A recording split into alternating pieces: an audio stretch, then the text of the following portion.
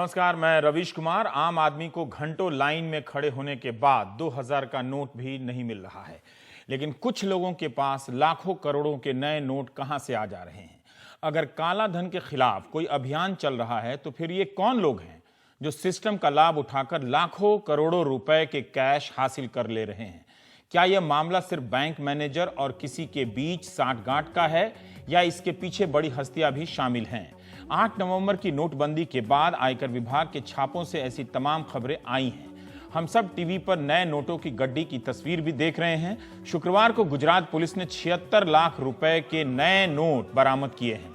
ये सभी 2000 रुपए के नोट हैं, नए वाले। पुलिस का कहना है कि उन्हें सूचना मिली थी कि कुछ लोग नई करेंसी में बड़ा अमाउंट लेकर आ रहे हैं। पुलिस ने जब होंडा कार की जांच की तो उसे 76 लाख रुपए मिले। गिरफ्तार लोगों में एक महिला भी है। अभी तक यह साफ नहीं हो सका कि ये 76 लाख नए नोट किसके हैं, किसके इशारे पर और कैसे इन्हें हासिल हुए हैं। आपको याद दिला दें कि बिजनेसमैन भी करंट अकाउंट से हफ्ते में 50,000 से अधिक नहीं निकाल सकते हैं। आम आदमी 24,000 से अधिक नहीं निकाल सकता, जबकि उसे 24,000 भी नहीं मिल रहा है। तो इन लोगों के पास 76 लाख रुपए के नए नोट कहां से आ गए। जरूर 10-20 घटनाओं में लोग नए नोट के साथ पकड़े जा रहे हैं, लेकिन अगर ऐसा करने में बहुत से लोग सफल हुए हैं तो यह आम आदमी के साथ नाइंसाफी है, जो 2000 के नए नोट के लिए 3-3 दिन तक घंटों लाइन में लगता है। ये घटनाएं बता रही हैं कि सिस्टम में इतनी बड़ी मात्रा में नए नोटों को हासिल करना बहुत मुश्किल नहीं है। क्या ये नए नोट पुराने नोटों को बदलकर दिए गए हैं या किसके कहने पर इन्हें इतनी बड़ी राशि दी जा रही है। आयकर विभाग की जांच में साबित करने में तो महीनों लग जाएंगे, लेकिन इस वक्त जब आम आदमी परेशान है, क्या उसे जानने का हक नहीं कि कैसे कुछ लोगों के हाथ में इतनी बड़ी मात्रा में नई करेंसी आ गई है। चेन्नई में भी आयकर अधिकारियों ने एक बिजनेसमैन के यहां छापे मारे। ये तिरुपति मंदिर के बोर्ड के भी सदस्य हैं। इनमें से 3 बिजनेसमैन के यहां छापे पड़े हैं। 106 करोड़ कैश बरामद हुआ है और 127 किलो सोना। आप इन तस्वीरों में देख सकते हैं कि नोट के ये बंडल किस तरह से रखे गए हैं। पता चला है कि 10 करोड़ रुपए के नए नोट भी मिले हैं, बाकी पुराने नोट में हैं। चेन्नई और वेल्लोर में करीब 100 आयकर अधिकारियों की टीम ने 8 ठिकानों पर छापे मारे। शेखर रेड्डी और श्रीनिवास रेड्डी रेत के कारोबार से जुड़े हैं। इनमें से मौजूदा एक व्यक्ति मौजूदा मुख्यमंत्री पनीरसेल्वम का करीबी भी माना जाता है। सवाल है कि लोगों को 2000 का एक नोट नहीं मिल रहा, लेकिन इन लोगों के हाथ में 10 करोड़ के नए नोट कहां से आ गए। इससे पहले बेंगलुरु में भी कई ठिकानों पर छापे पड़े। 2000 के नए नोट में 5.5 करोड़ से अधिक का कैश बरामद हुआ। बैंक के दरवाजे बंद हैं, एक बार में एक ही आदमी घुस सकता है। आम आदमी लाइन में लगा है, लेकिन किस रास्ते से इतने नए नोट लेकर ये बाहर आए हैं। क्या बैंकों में पैसा लेकर निकलने का कोई और भी कोई रास्ता है जिनके जरिए आम आदमी के साथ धोखा हो रहा है, जिनके नाम पर। पिछले दिनों सरकार ने बताया कि नोटबंदी के ऐलान के बाद से 6 दिसंबर तक लोगों ने 2000 करोड़ की अघोषित आय को घोषित किया है। तब बयान में यह भी कहा गया कि आयकर विभाग ने 400 ऐसे मामलों की जांच की है। यही नहीं, मुंबई के दादर से भी 85 लाख के नए नोट बरामद हुए। हरियाणा में भी क्राइम ब्रांच ने गुड़गांव से 10 लाख के नए नोट बरामद किए। बुधवार को 70 लाख रुपए के नए नोट के साथ 2 लोगों को गिरफ्तार किया गया है। इनके पास 2000 के नए नोट थे। गोवा में ही अभी तक नए नोट में 1.5 करोड़ से ज्यादा की राशि जब्त हुई है। 4 दिसंबर को उड़ीसा के संबलपुर में 85,62,000 की नई करेंसी जब्त हुई है। मध्य प्रदेश के होशंगाबाद में 43,60,000 के नए नोट जब्त हुए हैं। एक टीवी एक्टर के पास से 500 और 2000 के नए नोट जब्त हुआ है। पश्चिम बंगाल के बीजेपी नेता मनीष शर्मा को गिरफ्तार किया गया। इनके पास से 33 लाख के नोट जब्त किए गए। 1 दिसंबर को तेलंगाना में 2000 के नए नोटों में 94 लाख कैश जब्त किया गया है। दिल्ली में भी निजामुद्दीन रेलवे स्टेशन से 2 लोगों को गिरफ्तार किया गया। इनके पास 27 लाख के नए नोट जब्त किए गए। इन छापों से यह तो पता चलता है कि कार्रवाई हो रही है, लेकिन जिस तादाद में रकम बरामद हो रही है उससे लग रहा है कि अभी भी कुछ लोगों के लिए सिस्टम बहुत आसान है। उनकी पहुंच बैंकों के भीतर है, शायद किसी और दरवाजे से। और ये जितने भी लोग पकड़े जा रहे हैं, इनमें से कुछ को छोड़ दिया जाए तो बाकी साधारण दिखते हैं फ्रंट के तौर पर। कोई बड़ा नेता या कोई बड़ा उद्योगपति या वो अमीर जिसकी कल्पना हम करते हैं वो नहीं दिखता है। ये रकम बता रही है कि कुछ लोगों को लाखों करोड़ों के नए नोट हासिल करने में कोई दिक्कत नहीं है। अनुमान लगाया जा सकता है कि जो लोग पकड़े नहीं गए हैं उनकी संख्या क्या होगी और उन्होंने इस सिस्टम का लाभ किस तरह से उठाया होगा। यह सब तब हुआ जब बैंकों के बाहर जनता पहरा दे रही थी।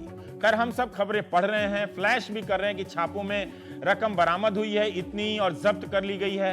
ये सारा पैसा काला धन है या किस सोर्स से आया है, इसे साबित करने में काफी लंबा वक्त लग सकता है। अभी जो हम कह रहे हैं कि इतनी बड़ी मात्रा में ये नोट बरामद किए गए हैं, तो एक सवाल ये उठता है कि ये नोट आ कहां से रहे, लेकिन क्या ये जो नोट आए हैं वो काला धन ही है या आय से अधिक का कोई संख्या है, ये साबित होने में वक्त लगेगा। जनधन खातों से लेकर लाखों करोड़ों खातों की जांच की बात हो रही है। क्या हमारा आयकर विभाग इतने बड़े पैमाने पर छापे मारने से लेकर हर एक मामले को तय समय में अंजाम पर पहुंचाने में सक्षम है, तैयार है? शुक्रवार को इनकम टैक्स एम्प्लॉइज फेडरेशन और income tax gazetted officer association ने एक प्रेस रिलीज जारी किया। ग्रुप ए, बी और सी श्रेणी के मिलाकर आयकर विभाग के 97% कर्मचारी अधिकारी इसके सदस्य बताए जाते हैं। संगठन का कहना है कि अधिकारी 30 से 35% तक कम है, स्टाफ स्तर के पदों की क्षमता 40% कम है, यहां तक कि काम करने के लिए जगह भी नहीं होती है, तो बारी बारी से लेकर लोगों को असेसमेंट ऑफिसरों को जगह लेनी पड़ती है। आयकर विभाग में इंटरनेट की क्षमता भी बहुत खराब है और इन्हें विभाग से लैपटॉप भी नहीं दिया जा रहा, जो डिजिटल इंडिया के सपनों के प्रतिकूल है। जून महीने में राजस्व ज्ञान संगम में प्रधानमंत्री ने कहा था कि वे चाहते हैं कि टैक्स देने वाले लोगों की संख्या 5 करोड़ 16 लाख से बढ़कर 10 करोड़ तक पहुंच जाए और यह काम बिना किसी भय या तनाव दबाव के हो। यह एक बहुत बड़ी चुनौती है। वहीं इन सब के बीच एक खबर यह भी है कि पूर्व एयर चीफ एसपी त्यागी को गिरफ्तार कर लिया गया है। उन पर अगुस्ता डील में दलाली का आरोप है। दरअसल वीवीआईपी के लिए हेलीकॉप्टर खरीदना था और उसमें घोटाले की बात सामने आई थी। तो आज हम जानेंगे और हम अगले कार्यक्रमों में इस पूरे मुहिम के दौरान बैंक कर्मचारी मैनेजर पे किस तरह के दबाव आएंगे, उनकी क्या जरूरतें हैं, हम उस पर भी बात करेंगे। लेकिन आज हम बात करेंगे अशोक कुमार कनौजिया जी से, जो ज्वाइंट काउंसिल ऑफ एक्शन जो है JCA उसके अध्यक्ष में से एक हैं और आयकर अधिकारी हैं। अशोक जी, हम आपके सिस्टम को बहुत भीतर से नहीं जानते हैं। एक तो मैं ये जानना चाहता हूँ कि जो नई चुनौतियाँ हैं उसके संदर्भ में आपके विभाग की कर्मचारियों की क्षमता कितनी है, कितने लोग हैं? आपका विभाग मतलब हम कई तरह के विभागों के नाम सुनते हैं, CBDT, ED है ना, DRI, इनकम टैक्स, इन सब को मिलाकर या रेवेन्यू डिपार्टमेंट या आपका डिपार्टमेंट अलग है? जो CBDT के अलावा जो ED, DRI ये सब रेवेन्यू का पार्ट है, लेकिन रेवेन्यू में CBDT में केवल इनकम टैक्स डिपार्टमेंट आता है, जिसके तहत हम लोग सब काम करते हैं। अच्छा। और जैसा आपने अभी बताया कि हमारे डिपार्टमेंट में जो शॉर्टफॉल है वो बहुत ज़्यादा है। उसकी वजह से जो पहले से हमारे पास जो काम असाइनमेंट है उसको पूरा करने में हमें बहुत मशक्कत करनी पड़ रही है। बहुत लेट सिटिंग में लोग काम करते हैं। अभी भी जैसे जो लास्ट ईयर लेट सिटिंग से क्या मतलब? हम तो ये सोचते हैं कि सरकारी कर्मचारी अधिकारी 5 बजे घर चला जाता है। मैं ये कहना चाहूंगा, यदि आज भी मैं तो दिल्ली में कार्यरत हूँ, यदि अभी भी आप जाएंगे तो हमारे तमाम अधिकारी जो है अभी आपको बिल्डिंग में बैठ के काम करते हुए मिलेंगे, क्योंकि जो लास्ट ईयर हमारी टाइम बारिंग की जो डेट थी वो 31 मार्च थी। इस साल उसको घटा के 31 दिसंबर कर दिया गया। क्या है ये नहीं समझा? मतलब ये जो जैसे जो टाइम बारिंग लिमिट होती है, हमारा डिपार्टमेंट ही एक ऐसा डिपार्टमेंट है जहाँ पे जो भी कार्य है वो एक लिमिट, उसकी एक डेट निश्चित है, उस डेट में आपको करना पड़ेगा। आप उसको उसके बियॉन्ड डेट के बियॉन्ड कोई भी। ये कौन सा काम है जो आपको 31 मार्च तक करना था और अब इसे 31 दिसंबर तक करना है? जो असेसमेंट का जो 13-14 का जो हमारा असेसमेंट ईयर उसको हमें कंप्लीट करना पड़ेगा इस 31 दिसंबर से। जो स्क्रूटनी के cases already fix for the verifications हैं जो उन सब मैंने कहीं पढ़ा था कि ये कोई 3.5 लाख केस 1% के हिसाब से आप हर साल स्क्रूटनी करते हैं, 1 साल के भीतर। हाँ जी। और उसमें जो है हमारे ऑफिसर्स जो बेसिकली जो AO होते हैं वो इसको वो करते हैं। उसके साथ जो थोड़ा अपने विभाग के बारे में जानकारी भी दीजिए दर्शक को, कि मतलब जो एक रेवेन्यू ऑफिसर IRS होता है हम उससे जानते हैं। हाँ, वो हमारे यहाँ IRS और एक इनकम टैक्स इंस्पेक्टर होता है उससे जानते हैं। जैसे हमारे यहाँ सबसे जो टॉप में अभी जैसे जो नया कैडर सेक्शन 2013 में आया, उसके मुताबिक हमारा सबसे जो हायर पोस्ट है वो प्रिंसिपल चीफ कमिश्नर है। अच्छा। प्रिंसिपल CCIT, हाँ। उसके नीचे आते थे। लेकिन जो एक्चुअल में रेवेन्यू कलेक्शन का जो काम करते हैं वो हमारे AO करते हैं, और उस AO में एक सबसे पहले होता है income tax officer, assistant commissioner और डिप्टी कमिश्नर।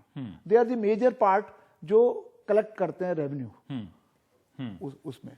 और उसमें जो है शॉर्टफॉल है हमारे पास। जैसे उसके ऊपर एक मेन जो सुपरवाइजरी अथॉरिटी होता है वो ज्वाइंट कमिश्नर और एडिशनल कमिश्नर होता है। अच्छा, वहां पे एट अबाउट 600 से ज्यादा पोस्ट खाली पड़ी हुई। ये तीनों में है? नहीं, ओनली ज्वाइंट कमिश्नर में। ज्वाइंट कमिश्नर के पद में 600 पोस्ट, लगभग 600 पोस्ट खाली पड़े। वो तो काफी सीनियर पोस्ट होता है ज्वाइंट कमिश्नर का। और उसके नीचे जो AO जो रेवेन्यू कलेक्शन करते हैं AC, उसमें लगभग 500 से ज्यादा पोस्ट खाली पड़े हैं।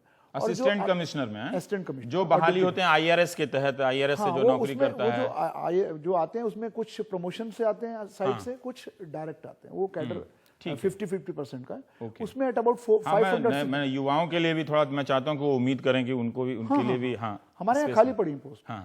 और उसके अलावा जो हमारे नीचे, जैसे हम लोग स्टाफ रिप्रेजेंटेटिव हैं, तो हमारे यहाँ पे लगभग जो है 18 से 20 हजार पोस्टें खाली पड़े हैं विभिन्न अलग अलग पदों के अंदर।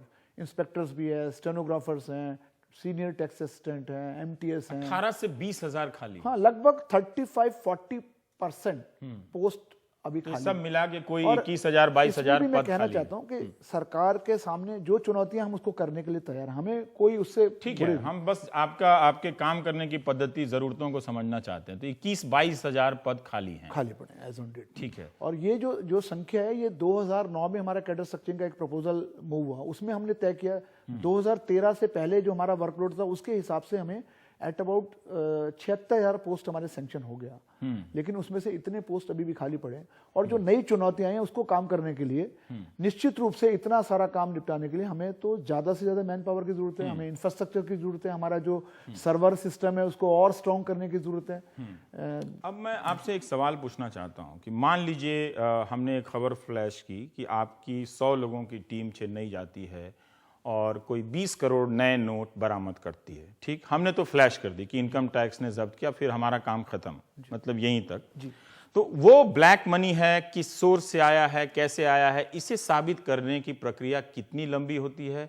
कितने दिनों के बाद आप अपने तरीके से फाइनल सेटल करते हैं कि हाँ 10 करोड़ में से 4 करोड़ ब्लैक मनी है या 10 का 10 करोड़ ब्लैक मनी? कम से कम 1 वर्ष से पहले, 1 साल लगता है इससे पहले, क्योंकि उसके तो अभी जो हम ये सूचना फ्लैश करते हैं वो एक प्राथमिक सूचना है कि आपने पकड़ा है।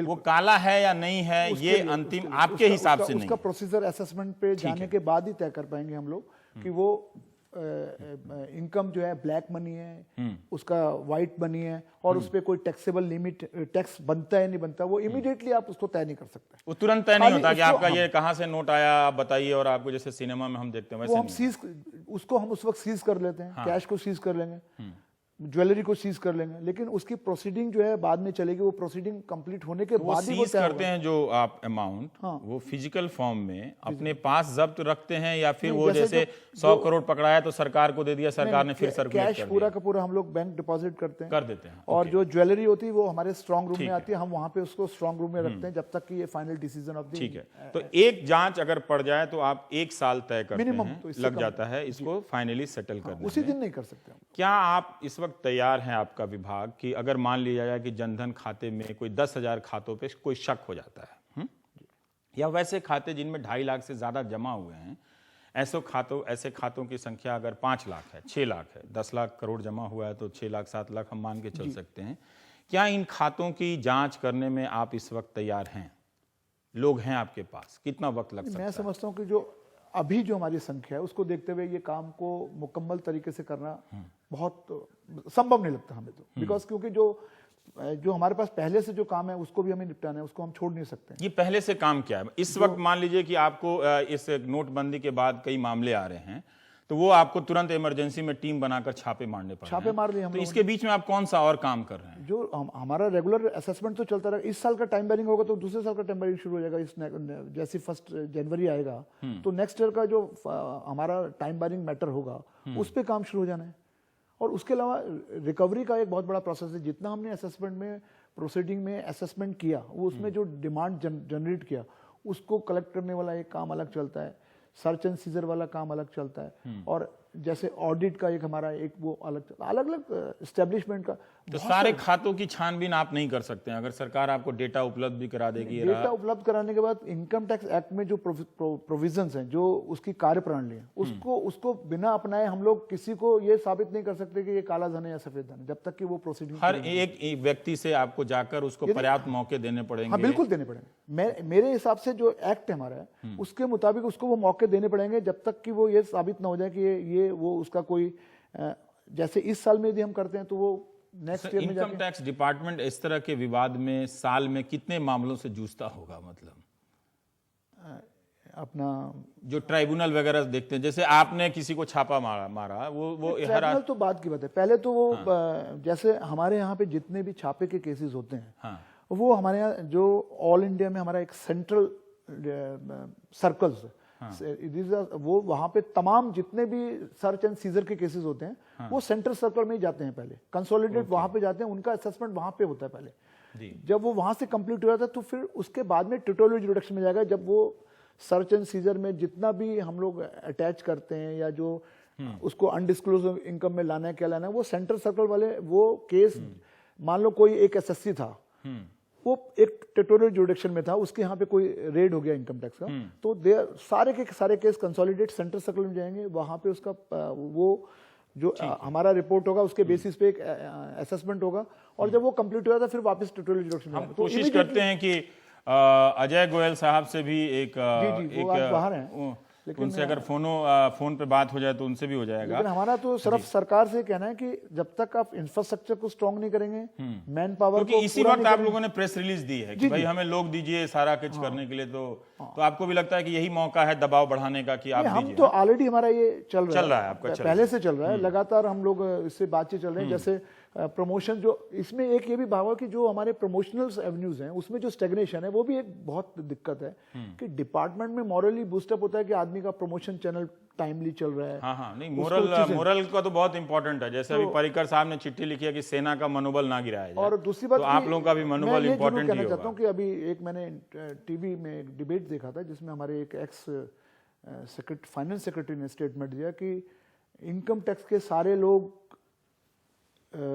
करप्शन में उसको बढ़ाने में लगे हुए, करप्शन बढ़ाने में। तो मेरा लोग कहते हैं कि आपका डिपार्टमेंट, मैं डिपार्टमेंट को रिप्रेजेंट करता हूं, मेरा कहना है कि एक जो करप्शन है वो एक ऐसा एलिमेंट है कि वो ह्यूमन बीइंग, लेकिन जहां तक हमारा प्रयास है कि हमारे जो लोग हैं वो शायद सबसे कम इसमें लिप्त हैं।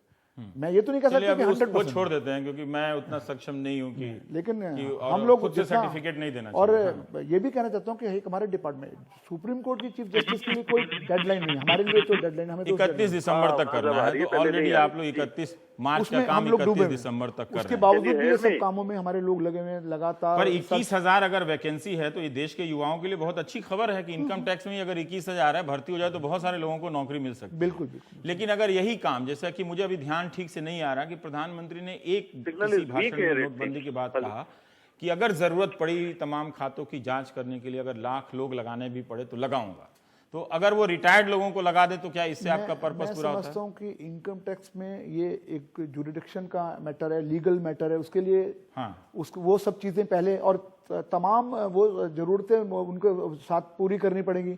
उनको कहाँ बिठाने की व्यवस्था की जाएगी, किस तरीके से, किस जगह बैठने की भी जगह नहीं है आप लोगों को, सचमुच नहीं है। दिल्ली में मैं बैठता हूँ, अभी रिसेंटली हम लोगों के काफी प्रयास के बाद जो हमारे प्रिंसिपल चीफ कमिश्नर लगातार 2 साल से 3 साल से प्रयास कर रहे थे, अभी हम लोगों को जैसे जवाहरलाल नेहरू स्टेडियम में कुछ जगह मिली है। अच्छा। कुछ जैसे सिविक सेंटर भी हमारा ऑफिस है, आपको मालूम है, काफी बड़ा ऑफिस है, वहां पे एक ब्लॉक सी ब्लॉक था, उसमें कुछ व्यवस्था एग्री किया है, लेकिन वहां पे भी शिफ्ट होने में कुछ टाइम लगेगा, उसको रेनोवेट करना पड़ेगा, कुछ करना पड़ेगा। इमीडिएटली आप कहें कि 1 लाख, मान लो कि दिल्ली में कह दें कि जी 2,000 लोगों को हम अपॉइंट कर देते हैं, तो कहाँ बैठेंगे, किस जगह पे बैठेंगे? कोई जगगह नहीं है। तो वो ये प्रक्रिया भी मतलब इतनी आसान नहीं है कि 21,000 लोगों को आप फटाक से भर्ती कर लेंगे। उनको काम देने से पहले 2 साल की तो आपकी मेरे ख्याल से फरीदाबाद और रेवेन्यू सर्विसेज की ट्रेनिंग होती है नागपुर में, है ना? वो तो ग्रुप ए की होती है। बाकी जैसे हमारी जो ऑफिसर्स के नीचे की ट्रेनिंग है वो अभी जो ग्रुप ए में जाते हैं वो तो नागपुर में होती है, बाकी रीजनल ट्रेनिंग सेंटर्स हैं जगह जगह जहाँ पे वो हमारी ट्रेनिंग। अब हमारे साथ अजय गोयल साहब है, तो उनसे मैं जानना चाहता हूँ। अजय गोयल साहब, देखिए अभी कनौजिया साहब से जो अभी स्टूडियो में हैं, उनसे हम यही जानना चाह रहे थे कि इस वक्त अगर बहुत सारे हजारों की संख्या में मान लीजिए लाख 2 लाख की संख्या में खातों की जांच करने की जिम्मेदारी आ सकती है काला धन को पकड़ने के लिए, तो आपके विभाग पर, अफसरों पर किस तरह का कार्य दबाव है? तो वो अगर ऑफिसरों के लिहाज से भी अगर आप बता सकें कि आप लोग किस तरह से प्रेशर में हैं, कितना काम करते हैं? 9 बजे से 5 बजे तक का ही काम करते हैं? ये सवाल मैंने अशोक जी से भी पूछा, या बहुत ज्यादा काम करते हैं आप लोग? I think it will be more appropriate if we discuss in practical terms. जितने हाँ। भी ऑफिसर्स डिपार्टमेंट के हाँ। हैं, सर, हिंदी वो आज हिंदी की में, हाँ। तारीख में हिंदी में बात करता हूँ। हाँ। बहुत सारे लोगों के पास एक्स्ट्रा चार्जेस, एडिशनल चार्जेस हैं, क्योंकि हमारा मैन पावर इनसफिशियंट है। जो हमारी सेंट्रल स्ट्रेंथ है उससे बहुत कम लोग, शायद 30% कम लोग काम कर रहे हैं। डिपार्टमेंट में प्रमोशंस नहीं हो रही है, रिक्रूटमेंट नहीं हो रहा है, जो regular day to day working है वो ही हैम्पर्ड है। लेकिन अगर ये सिचुएशन के साथ हम डीमोनेटाइजेशन से लिंक, ये जो आप हजारों या लाखों अकाउंट्स की बात कर रहे हैं, मुझे लगता है इट इज इन मिलियंस, शायद करोड़ों अकाउंट्स हैं जिनको इन्वेस्टिगेट करने की जरूरत महसूस हो रही है। और वो जरूरत एक दिन के लिए नहीं है, इट्स ए लॉन्ग प्रोसेस। हम लोग सिर्फ डाटा कलेक्ट नहीं कर रहे हैं, हम उस डाटा को एनालाइज करके उस पर फर्दर एक्शन, और उस एक्शन से रिलेटेड कोई भी इन्वेस्टिगेशन, वेरिफिकेशन है, उससे रिलेटेड असेसमेंट्स होंगे, वो पूरा प्रोसीजर हमें फॉलो करना पड़ रहा है या करना पड़ेगा in future. It's a long process, उसमें बहुत समय लगता है, over a period of at least more than a year.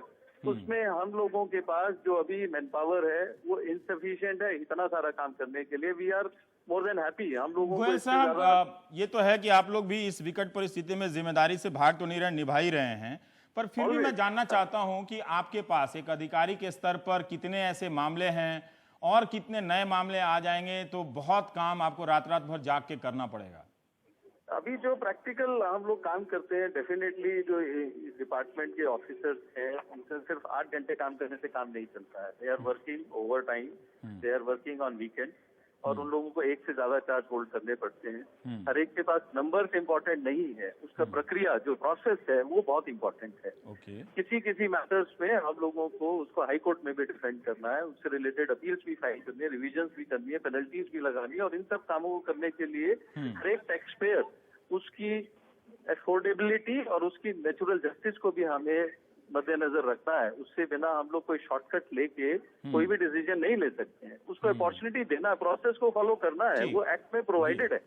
इस पूरे प्रोसेस को अगर हम कर रहे हैं और ये सारी इंक्वायरी कर रहे हैं, तो हम लोग ये मान के चल रहे हैं कि ये काम कुछ सालों से पहले नहीं हो पाएगा।